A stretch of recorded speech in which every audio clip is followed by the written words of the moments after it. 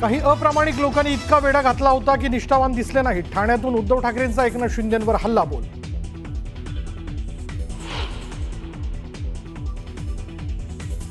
मी मुख्यमंत्री असतो तर कर्जमाफीसाठी पंचांग बघत बसलो नसतो. तात्काळ कर्जमाफीची घोषणा केली असती. उद्धव ठाकरेंचा मुख्यमंत्री देवेंद्र फडणवीसांवर निशाणा.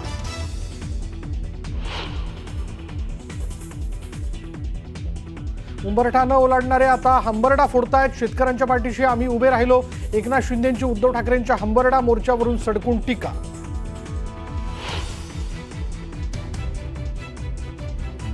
कर्जत जामखेड मतदारसंघात प्रचार सभेत सचिन घायबळी होता. रोहित पवारांचे आरोप तर सगळे काचेच्या घरात राहतात. अजितदादांनी पुतण्याचे टोचले कान.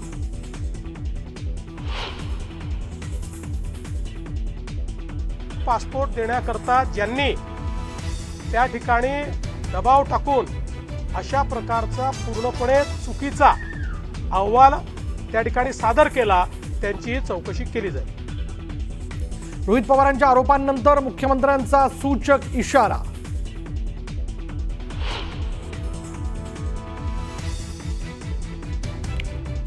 जैन मुनींकडून शांतिदूत जनकल्याण पार्टीची घोषणा. आमचा पक्ष पालिका निवडणूक लढवणार. राजकीय पक्ष काढतोय कबूतर आमचं चिन्ह. जैन मुनींकडून पत्रकार परिषदेत घोषणा.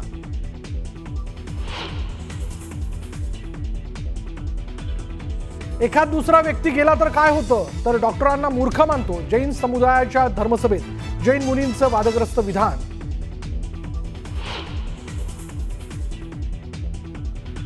नांदेडमध्ये खासदार अशोक चव्हाणांचा ताफा अडवून बंजारा समाज बांधवांची घोषणाबाजी. बंजारा समाजाला एसटी प्रवर्गातून आरक्षण देण्याची मागणी.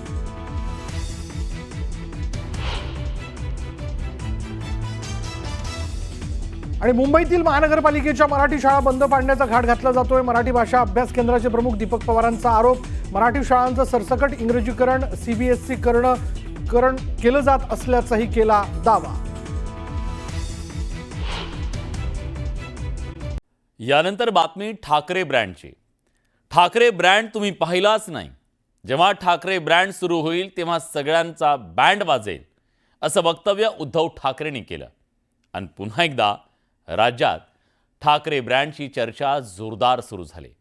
ठाकरेंच्या या वक्तव्याचे राजकीय वर्तुळात पडसाद सुद्धा उमटू लागले. अरे ठाकरे बँड ते अजून सुरुवात नाही झाली. झाल्यानंतर बघा तुम्ही तुमचा कसा बँड वाजतो.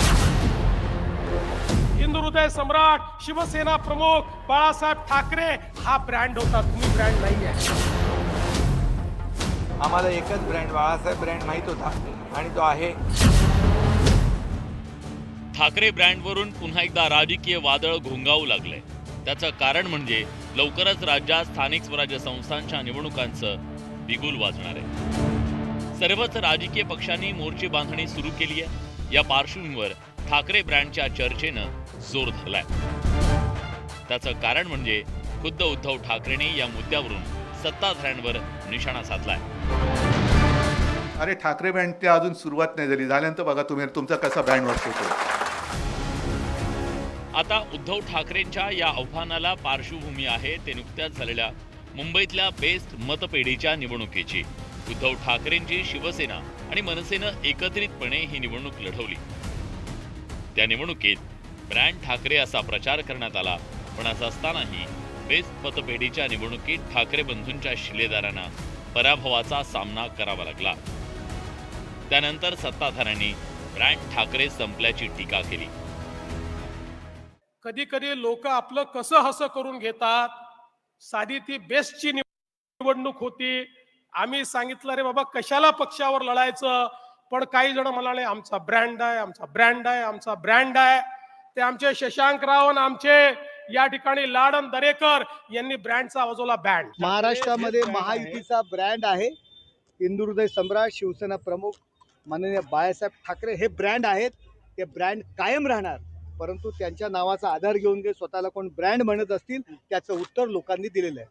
ही कालची जी काही निवडणूक झाली मी त्याच्यात काही जास्त लक्ष घातलं नाही, कारण कधीच मी तुमच्या कार्यकारिणीत काय चाललंय, उमेदवार कोण आहेत, कोण काय प्रचार करतंय, सगळ्या ज्या काही गोष्टी घडल्या दाखवलं काय गेलं.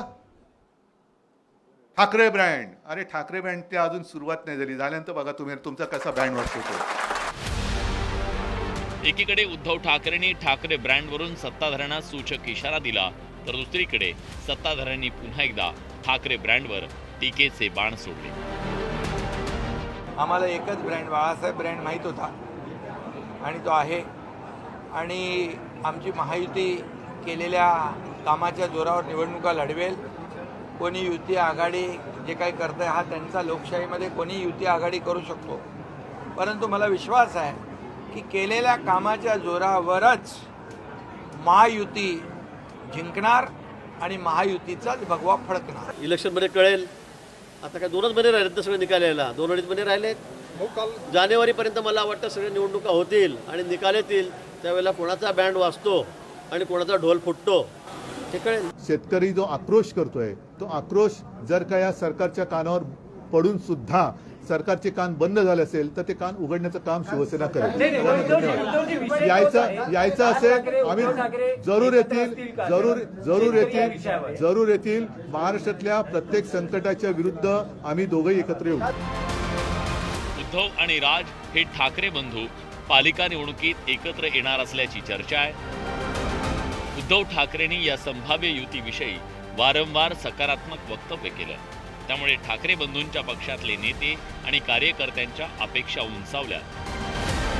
ठाकरे बंधू एकत्र आल्यास सत्ताधाऱ्यांसमोर मोठं राजकीय आव्हान उभं ठाकणार आहे. कारण उद्धव आणि राज ठाकरे एकत्र आल्यास ठाकरे ब्रँडचा फायदा होणार आहे.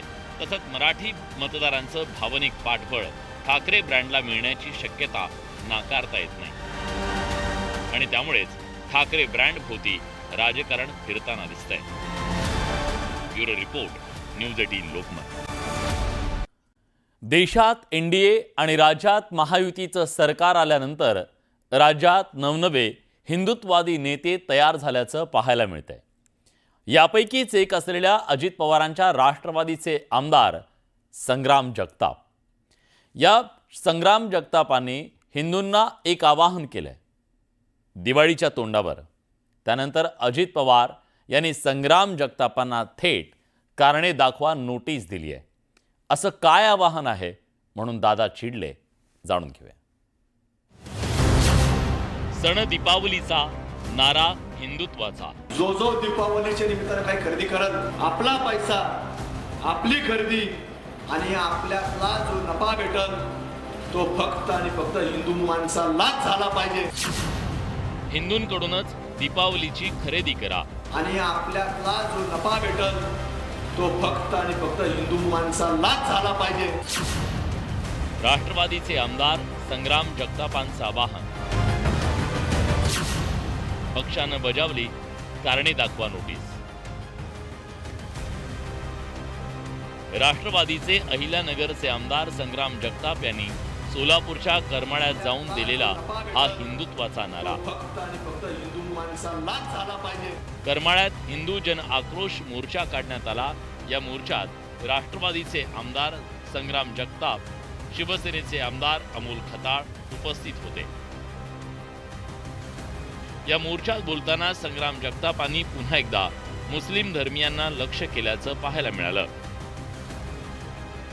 दिवाळीत केवळ हिंदूंकडूनच खरेदी करा असं अजब आवाहन आमदार जगतापांनी केलं. आता दीपावलीच्या निमित्तानं देखील आता बाजारपेठ आहे. मी तुम्हाला सर्वांना विनंती करत, जो दीपावलीच्या निमित्तानं काही खरेदी करत एक लक्षात घ्या, ती खरेदी करत असताना आपला पैसा, आपली खरेदी आणि आपल्याला जो नफा भेटल तो फक्त आणि फक्त हिंदू माणसालाच झाला पाहिजे. अशा प्रकारची दीपावली आपण प्रत्येकाने साजरी करावी. खरं तर संग्राम जगताप हे अजित पवारांच्या राष्ट्रवादीचे आमदार आहेत. पण ते सातत्यानं हिंदुत्वाची भूमिका घेत मुस्लिम धर्मियांना टार्गेट करताना दिसतात. अजित पवारांनी याआधीही संग्राम जगतापांना समज दिलेली, पण आता पुन्हा एकदा संग्राम जगताप यांनी मुस्लिम विरोध सुरू केला.